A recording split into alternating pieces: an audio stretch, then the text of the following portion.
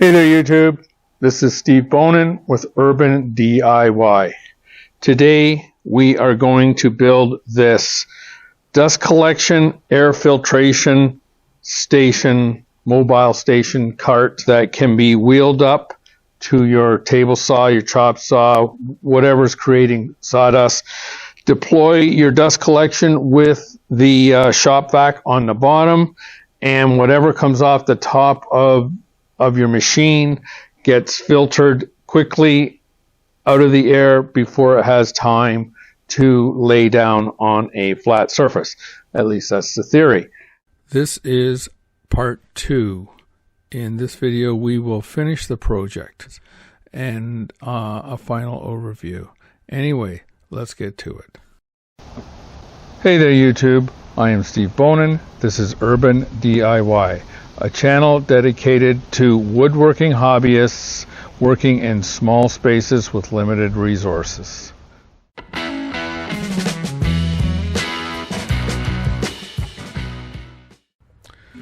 So right now my microphone is sitting in the middle of the driveway where it fell off, and I was unaware. Hey there YouTube. Another day has gone by and I've got all of my aprons cut, and today we're going to start our glue up. So I have a new biscuit joiner, at least it's new to me. I reckoned because this isn't a heavy duty piece of furniture that the biscuits would be just fine to hold this together. I got a new Irwin combination square that's very easy to read, and I made certain that I had enough clamps to be able to clamp this together before I started.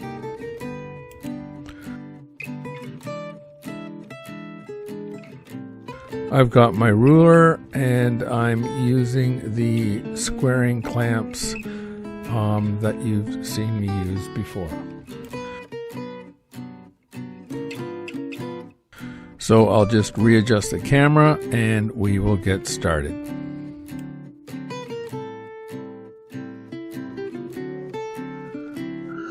Okay, I'm just clamping my piece down here, my work piece. Made sure the orientation is correct. I've set my depth on this, just using my my ruler stop block. So we just need, so this is the top one. We can tell because it just has one, and it goes this way. We have to check our orientation every single time, because I'm already making a mistake. So yeah, you know you're right when the dado lines up. Anyway, so let's get a mark across there. Okay, so I've already used that. So we know that this is 3.5 inches. So we're going to make it at 1 3/4. So we're going to put our mark.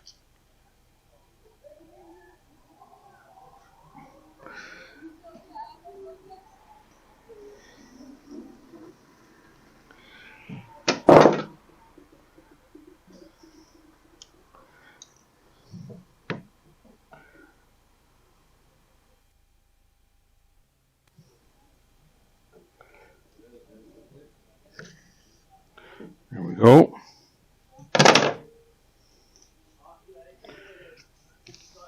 Just go for broke.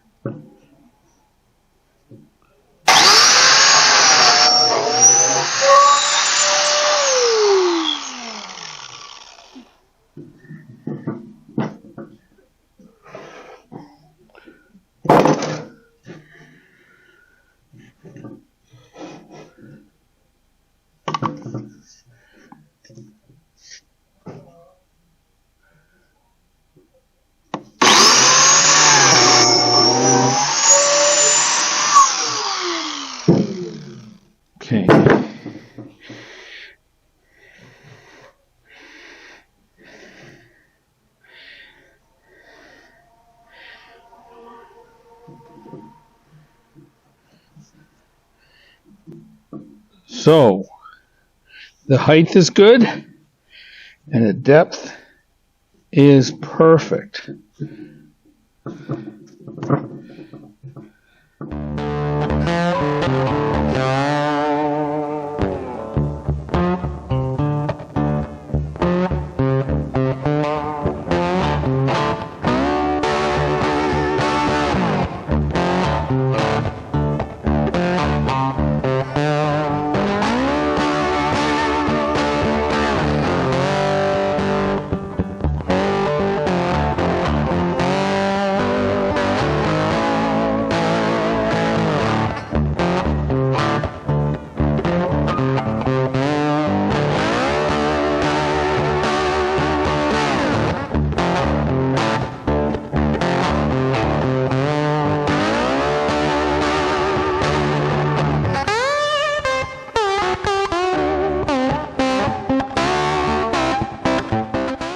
Very nice. Okay. I think we will glue it up on its edge. So let's turn it 90 degrees and give it a try.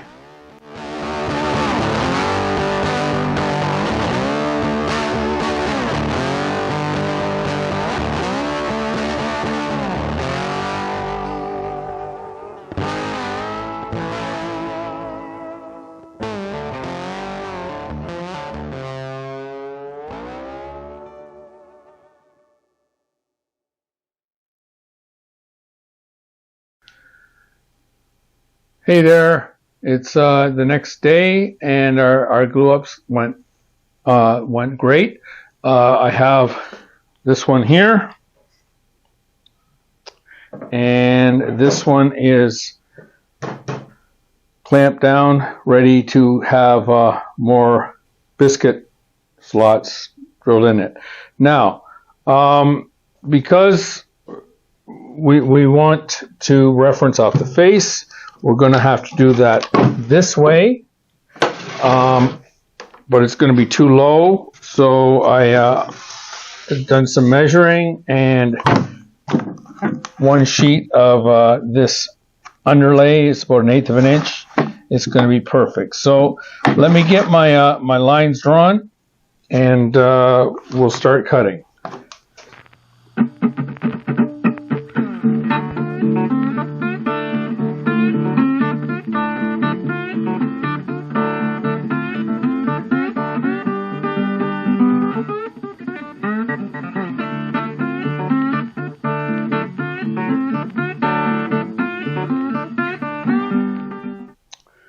So I've got all my lines drawn for halfway in the middle of the board, and I've decided that I'm going to use this as a spacer to raise the cutter up by that 1/8 of an inch, so we can go in there like that. Excuse me. And I'm just gonna do one test cut on my test board here, just to see that we're on the right height. Okay, this is my test board here.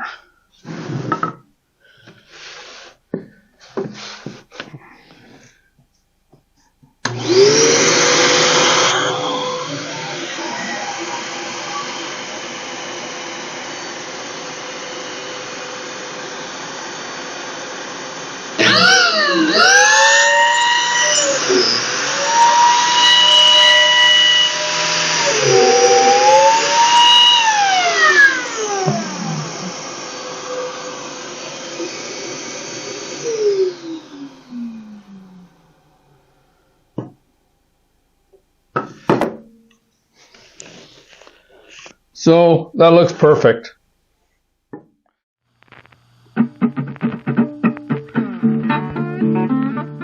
So it looks like I'm going to have to put some kind of block here to keep the wood from shifting as I plunge into it. So we'll just do that.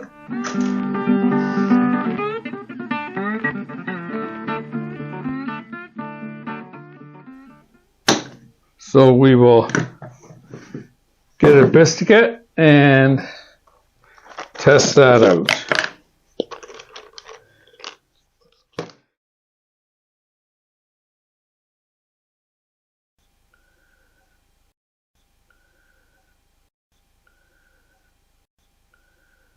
So that seems to fit. So I'm just going to do the rest.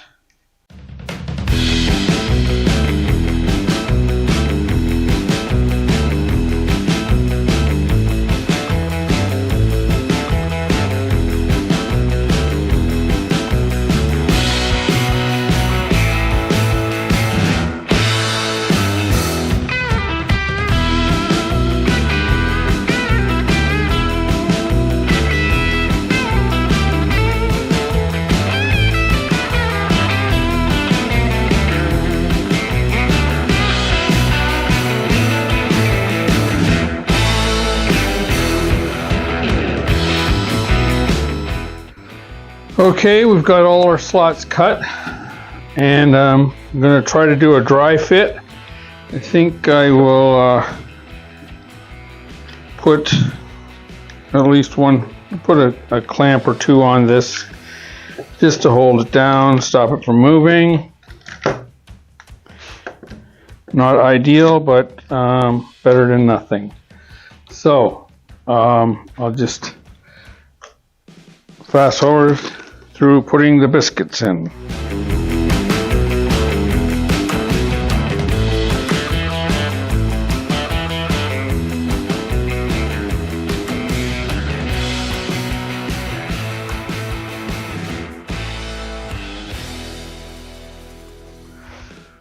Okay, being that the many of these biscuit slots are not that tight because I had trouble stopping the biscuit joiner from moving around, or the wood from moving around.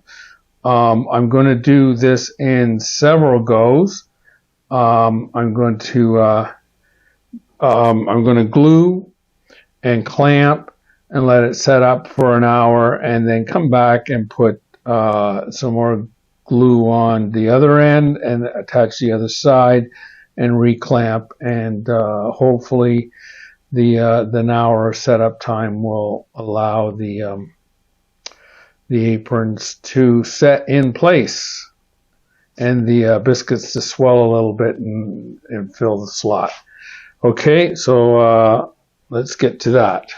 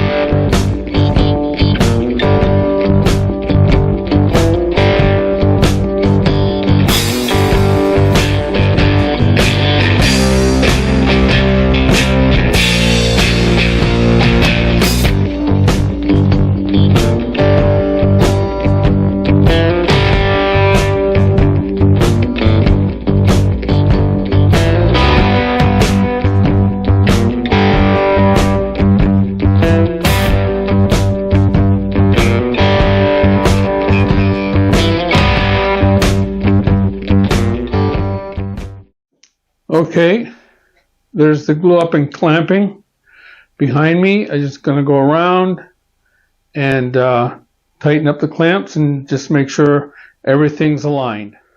Okay, the glue up is all done. I've cleaned up the joints, and I got these. Let me see if I can zoom out.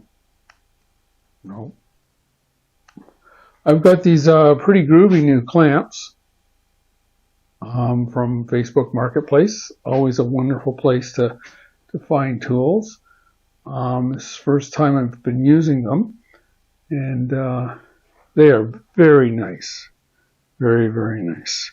So there it is, all glued up.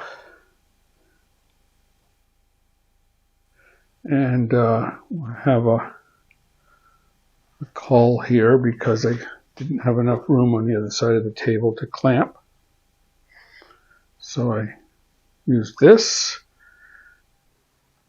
And I'll just shoot from the other end.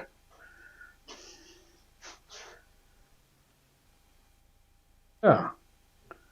Okay, until tomorrow. Okay, YouTube. Today we are going to install the fan, and unfortunately I don't have a tripod or a rigging high enough, so we are going to have to work with a handheld cam today. So I'm just going to move away here.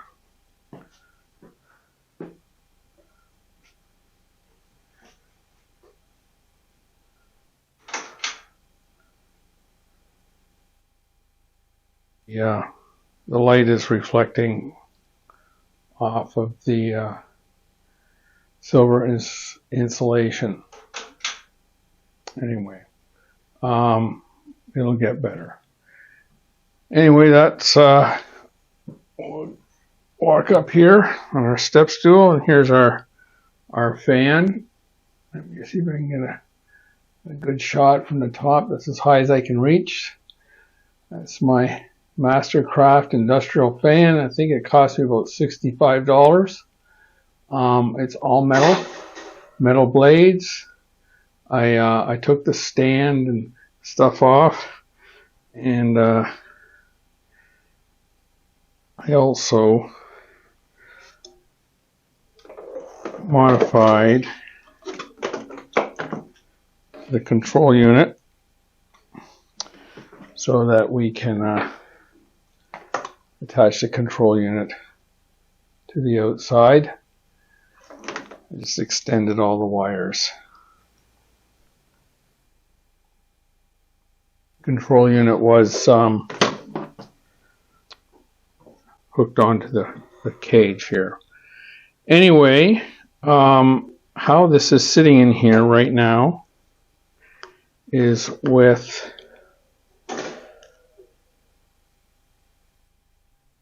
angle brackets. I only have one screw in there. It needs to be somehow fixed in there. I'm going to work on that, and I will come back and I will show you my solution. The other thing that I want to mention is I want this fan to be perfectly level, and to do that, what I'm doing is I'm going to mark this rung right here so that I know how big to cut the hole in the top here of the top panel to be right on this rung all the way around. And that should hold, once the top is on and it's tight here, I would expect, I should say tight here, I would expect that this will not shift. Anyway, let's get to it. Okay, so I cut myself a new top out of a 1/4 inch plywood. This is the one I cut yesterday out of the MDF, but because of the way that I have now secured the fan to the frame rather than to the top, there's no need to have a piece of 3/4 inch MDF, so we'll use this. And first thing to do is to get our center, and somehow we're going to have to cut a hole in this. I measured it at exactly 18 inches. I have a jig that I made a long time ago for making speakers that'll cut holes. Anyway, let's get my compass, and we'll go from there.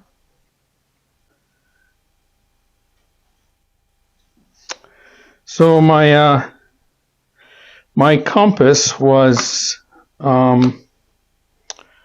too big to turn in this circle, so I'm going to build a new high-tech version here so that we can draw a circle.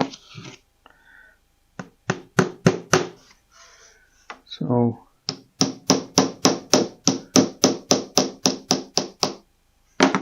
there we go. And just measure from there to here. It's a 18-inch diameter, which means we need a 9-inch radius.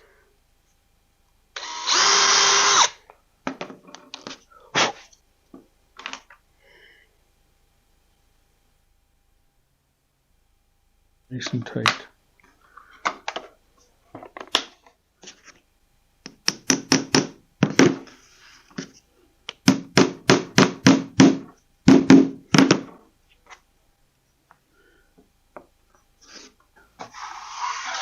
Okay.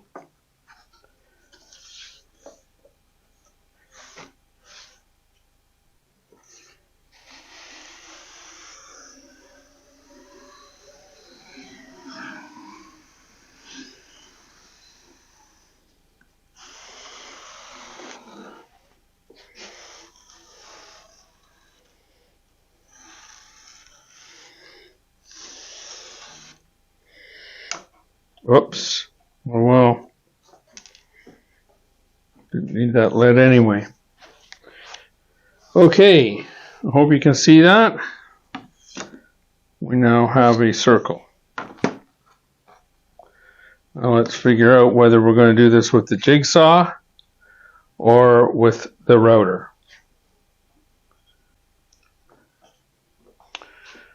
Okay, so I resurrected this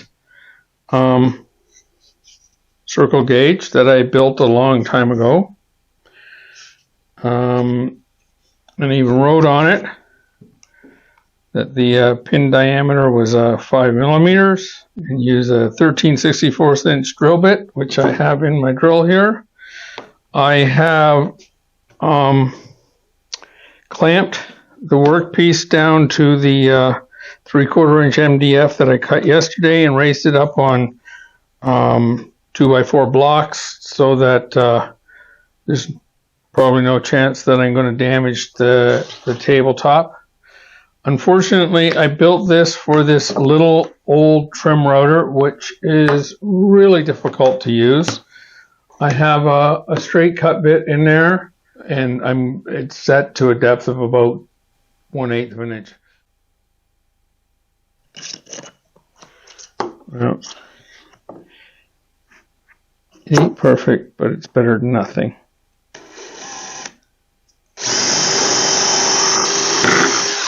There.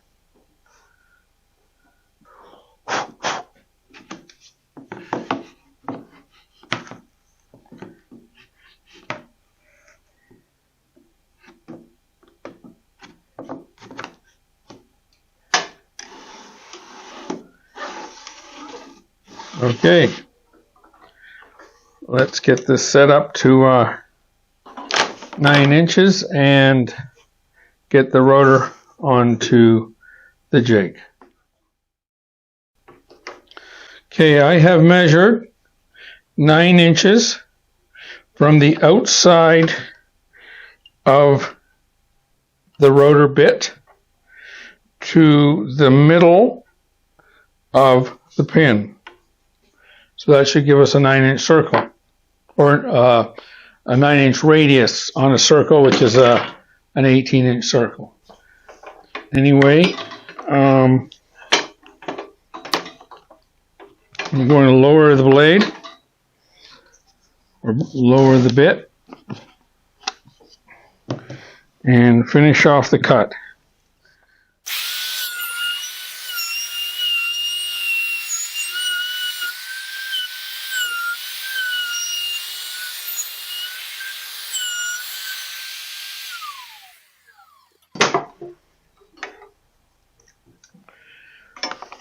One day I'll feel safe around these things, but today ain't it.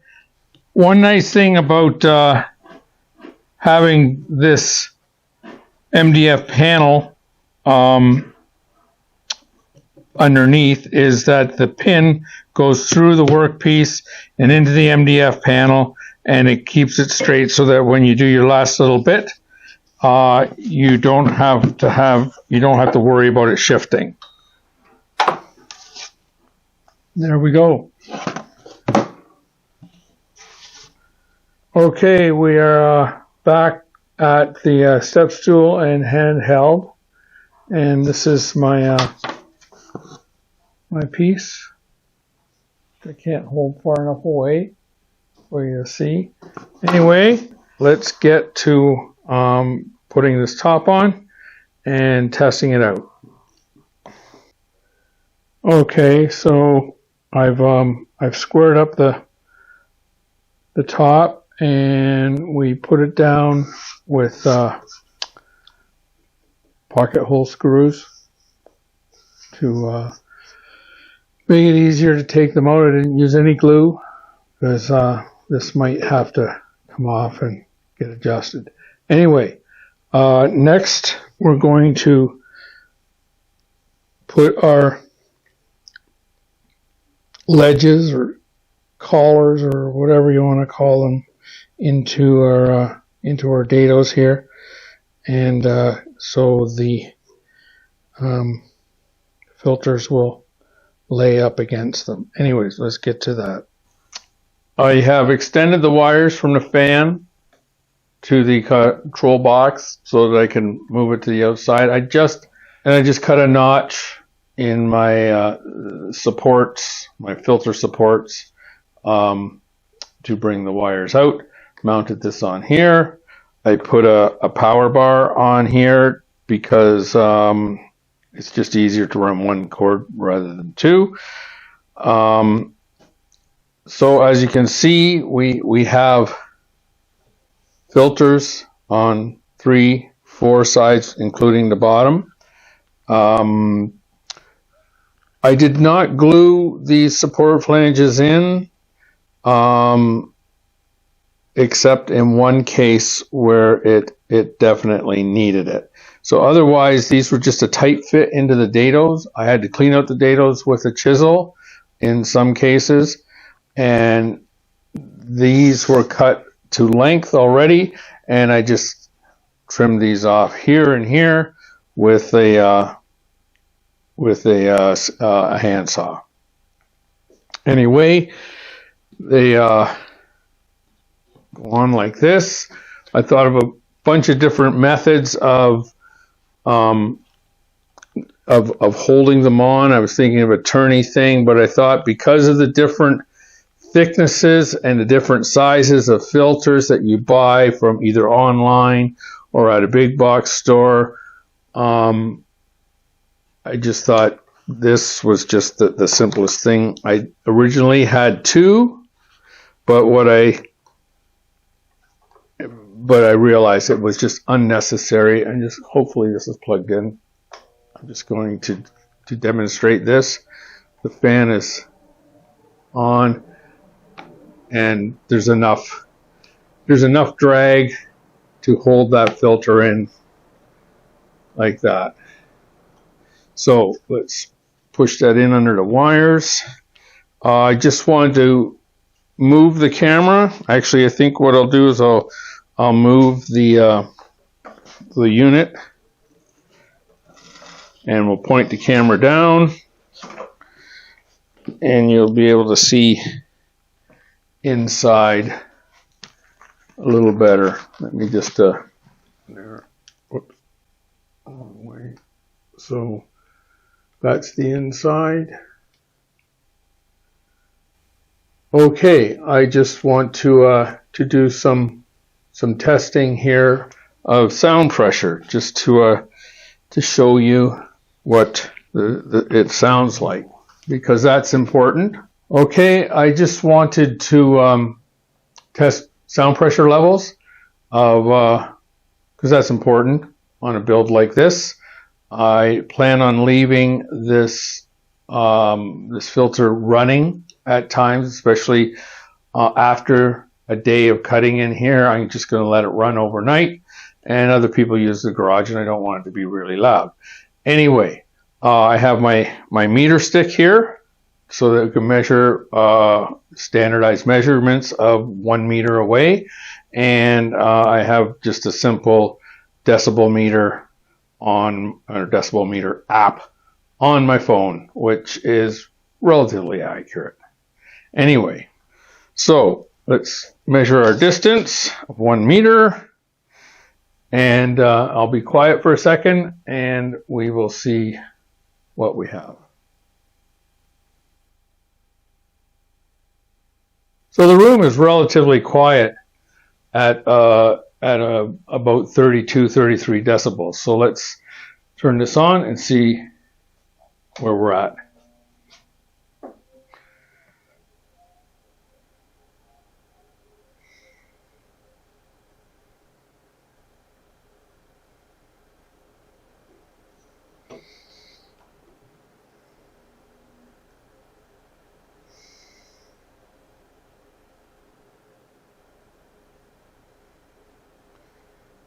So we're somewhere between 48 and 52. So we'll call that an 18 decibel increase in sound at the low end. So on medium,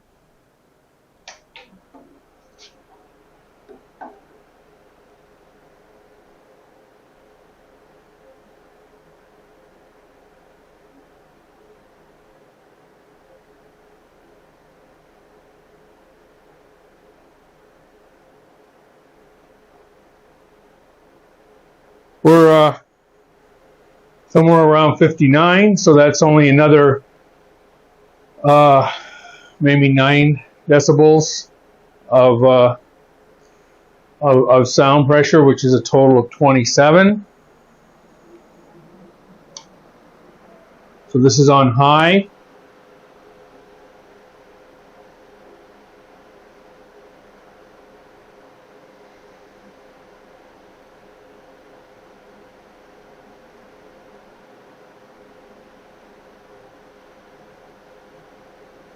So we're around 63, 64 decibels, which realistically, as you can see as I talk, well, I'm a lot closer, but if you're sitting listening to music in your chair, a soft level would be 75 decibels.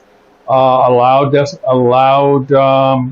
listening volume would be maybe 85 decibels at your chair. And as you can see, you can, I have a body mic on, so my voice is a lot closer to the mic, but you can see that it isn't really loud. And I have no way of testing how much air is going through there, but if I put my hand here, I can feel the air on the back of my hand. So that's times 5 filters. Okay, just a last bit of overview. This whole cart does not take up a whole lot more floor space or footprint on the floor in the shop than the ShopVac did to begin with. This takes 2 square feet, or 2 feet square, which is 4 square feet. And the ShopVac was probably 3 square feet. So it's very little increase. And so this can be pushed up near the table saw or the chop saw, and I can deploy the dust collection with the ShopVac and turn on the air filter. So whatever the ShopVac doesn't get, whatever comes off the top of the saw, the concept is that the air filter will grab that dust before it lays down onto a solid surface. It'll grab it while it's still in the air. That's the theory. I haven't tested it yet, but I will in my next video for certain.